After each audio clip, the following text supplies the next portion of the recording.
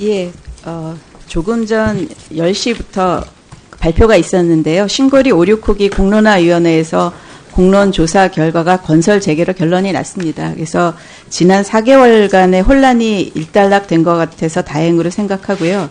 앞으로는 원전 정책이 탈원전이냐 친원전이냐 이걸 가지고 싸우기보다는 우리 국민들이 이제 진정으로 원하는 것은 원자력 안전이기 때문에 이것에 더 집중하는 계기가 됐으면 좋겠습니다. 예, 질의 드리겠습니다. 카이스트 신성철 총장님, 오늘 어제 오늘 이렇게 보도 많이 나온 거 보셨죠? 비정규직 문제로. 네, 저도, 관심을 가져 감사합니다. 예, 저도 사실은 이렇게 보도가 많이 나올 줄은 몰랐는데요. 아마 카이스트의 상징성 때문이 아닌가 싶습니다. 제가 그 카이스트의 오랜 그 특성을 모르는 거는 아닌데 이런 기관의 특수성보다는 국민 눈높이에서 비정규직 문제에 대해서 이제 질문을 드리겠습니다. 저기 화면을 보시면 카이스트에서 제출을 받은 상황인데요. 비정규직으로서 2번 이상 입사한 사람들의 숫자입니다. 184분인데 뭐 2번까지는 그럴 수 있다고 생각을 하는데 3번, 4번, 5번, 그러니까 4번을 저렇게 여러 번 받았다는 거는 입사를 다시 했다는 소리입니다. 그래서 어떻게 저렇게 다시 입사를 하셨나 보니까 뭐 2년 근무했다가 퇴직했다가 재입사하신 분도 있고요. 행정직으로 입사했다가 다음번에는 연구직으로 입사했다가 뭐 다시 행정직으로 했다 이렇게 왔다 갔다 하면서 입사하신 분도 있고 파견제로 오셨다가 그 다음에는 기간제로 했다가 뭐 이런 여러 가지 방법을 쓰셨습니다. 또 한 가지 그 오른쪽에 보면 이게 이제 기간제법에서 위촉연구원 같은 경우는 예외로 하긴 하지만 이제 보통 연구 그 주제에 따라서 한 번, 2번 정도 계약을 갱신하는 경우는 많이 있다고 생각을 합니다. 근데 카이스트 같은 경우는 3회 이상에서부터 15회까지 하시는 분이 163명이나 됐거든요. 그래서 이거는 아무리 연구직이라는 특성을 생각한다고 하더라도 조금 비정상적인 것이 아닌가 생각하는데 총장님 혹시 여기에 대해서 하실 말씀 있으신가요? 네, 신영은 의원님 저 연구계에 계셨고 또 기관장도 운영해 계셨기 때문에 너무 상황을 잘 아실 것 같고요. 저도 오히려 사실 뭐 이렇게 너무 과다하게 하는 그런 것들은 좀 문제가 있을 거라고 생각을 하고 앞으로 면밀히 좀 살펴서 대책을 마련하도록 그렇게 하겠습니다. 특별히 이제 지금 뭐 비정규직 정규직 전환이 많은 문제를 해소할 거라고 생각을 합니다. 예.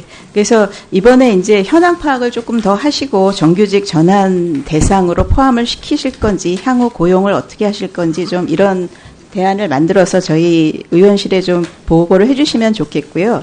제가 차관님한테 이 문제에 대해서 부탁드리고 싶은 말씀이 있습니다. 카이스트가 이렇게 된 것은 저는 사실 연구자 출신으로서 이해 못하는, 그러니까 뭐 저게 잘했다는 건 아니지만 한편으로는 이해가는 측면이 있습니다. 그러니까 이게 그 연구 업무량은 있고 그 다음에 이제 어느 정도 그 능숙하게 그 잘 훈련된 사람들을 기간 때문에 내보내야 되는 그런 경향이 있어서 이거는 어떻게 보면은 그 카이스트에 해당하시는 분들이 물론 잘못한 것이지만 모든 그 연구자들이 저런 유혹에 빠지게 하는 그런 측면이 있거든요. 그 인력을 운영하는 거에 있어서 유연성을 부과하지 않아서 너무 타이트하게 관리를 하다 보니까 이제 저런 게 있는 것 같아서 이번에 이제 그 비정규직을 정규직화하는 그런 좋은 정부의 정책이 나왔으니까 그와 더불어서 그 연구 인력들을 조금 더 유연하게 쓸 수 있는 방안에 대한 방안을 좀 만들어 주셨으면 좋겠습니다. 예. 그 계획을 만들어서 좀 보고를 해 주셨으면 좋겠습니다. 예, 그 다음 슬라이드를 좀 보여주십시오. 그러니까 최근 5년간의 그 과학기술 특성화 주요 대학에서 로스쿨이나 치의학, 의학 전문 대학원으로 이전해 간 사람 수들입니다.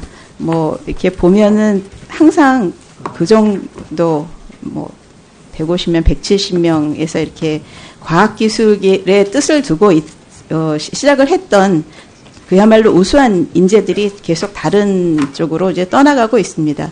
그것뿐만이 아니라 그 다음 페이지를 봐주시면 최근 10년간의 이제 외국 박사 학위를 받고 국내에 들어오는 사람들의 숫자입니다. 그러니까 국내에 들어와서 연구를 하면은 이제 박사 학위를 받았다는 걸 신고를 해야 되는데 계속해서 이제 그 전반적으로 하향 추세를 보이고 있습니다. 근데 제가 사실은 바깥으로 학위를 따라 나간 사람 수 를 받으려고 했는데 그 자료가 없어서 받질 못했고요. 하지만 뭐 다들 알고 계십니다. 그 외국으로 학위하러 나간 사람 수가 많다는 건 알고 계신데 이분들이 들어오지 않는 거거든요.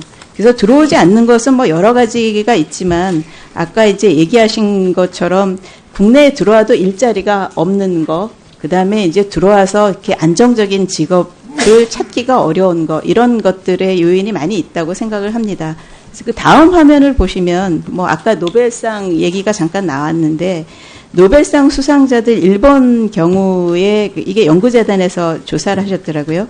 일본의 경우에는 임기가 없는 일자리, 그러니까 우리로 치면 정규직에 취업을 굉장히 빨리 합니다. 그러니까 학위 받으면 바로 이제 정규직 자리에 들어가는데 우리는 사실은 비정규직으로 이렇게 전전해야 되는 이런 상황이 되기 때문에 이런 상황도 되고, 그 다음에 들어와서 그 출연연구소 같은 경우는 외부로 다시 대학 같은 데로 옮겨가는 경우도 많고, 그러니까 어떤 그 자기 잡에 대한 안정성이 보장이 안 되는 그런 경우가 많습니다. 그래서 정통부가 아마 인력 그 수급 계획, 네. 그러니까 과기 인력 계획을 세운 것으로 알고 있는데 이에 대한 것들을 조금 더 면밀하게 좀 살펴주시면 감사하겠습니다.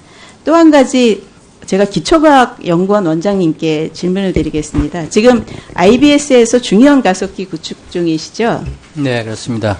예, 근데 이제 화면을 보시면은 원래는 이게 벌써 2017년에 만들어졌어야 되는데 이게 이제 두 번의 그 기본계획 변경을 거쳐서 21년으로 연장이 됐습니다. 연기가 됐습니다. 그렇죠? 네, 그렇습니다. 예, 지금은 차질 없이 진행이 되고 있습니까? 네, 그동안 그 사업 자체에 대해서 많이 조정이 됐고, 그래서 그 15년에 그 2차 기본계획 변경한 후에 예. 그 계획 타임라인대로 잘 추진이 되고 있습니다. 예, 그래서 제가 이제 말씀드리고 싶은 것은 그 다음 거 한번 보여주시겠어요? 그러니까 중의원 가속기를 저희가 처음에 아마 설계하고 했을 때 여러 가지 외국의 구축 계획이나 이런 걸 보고 17년에 만들었으면 좋겠다고 구축이 됐으면 좋겠다고 생각을 했는데 지금 이제 다른 데도 이미 많이 만들고 있습니다. 하지만 우리 한국기초과학연구원에서 만들려고 하는 중의원 가속기는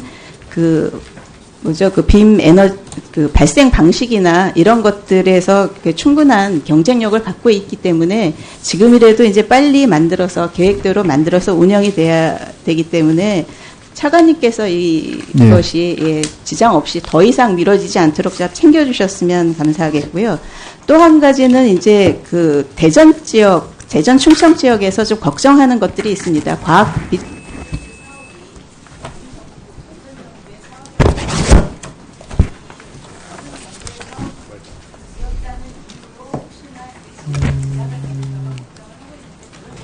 예, 그런 일은 없습니다. 그 중의원 가속기 같은 경우에도 이제 저희 그 사업 정상화 좀 더 독려하기 위해서 저희 과기부 TF를 구성해서 지금 계속 운영하고 있습니다. 그리고 저희가 점검한 결과 R&D는 이제 거의 끝났고 이제 엔지니어링 단계로 넘어가서 21년에 하는 거에 대해서는 크게 뭐 약간 몇 달 정도 차이는 있을 수 있습니다만은 크게 뭐 지장이 없는 것으로 지금 예측이 되고 있습니다. 예, 신영일 의원님 수고하셨습니다. 예, 다음은 존경하는 김정재 의원님 질의해 주시기 바랍니다.